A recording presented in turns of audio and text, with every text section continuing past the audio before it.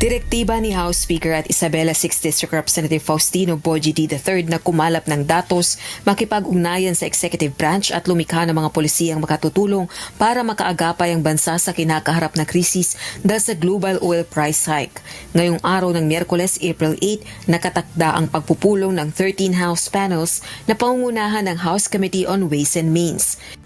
In order to help the executive kung ano pa yung mga legislation na kailangan nila.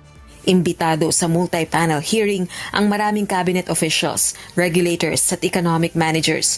Kabilang narito sina Energy Secretary Sharon Garin, Finance Secretary Frederick Go, Migrant Workers Secretary Hans Leo Kakdak, Economic Planning and Development Secretary Arsenio Balisacan, Foreign Affairs Secretary Maria Teresa Lazaro at Budget Secretary Rolando Toledo. Sentro ng pagpupulong ang kasalukuyang sitwasyon sa supply ng produktong petrolyo at enerhiya.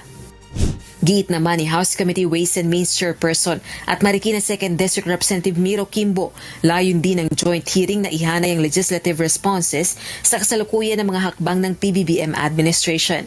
Kabilang na rin ang pagkakaroon ng targeted assistance, fiscal support at mga reformang kailangang ipatupad upang mabawasan ng risk o banta sa bansa ng global oil shocks.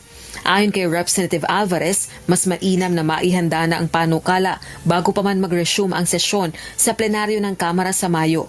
So that pag resume namin sa May 4, nakahanda na lahat yung mga dokumento para isalang na lang na madaliin namin ipasa sa House. Then, ang Senado din ganun para magpanagpo so that we can help the executive. 9:30 a.m. ngayong araw nakatakda ang isasagawang pagdinig ng House Multi-Panels. Rosa Lico, Zumahataw sa Balita Ngayon.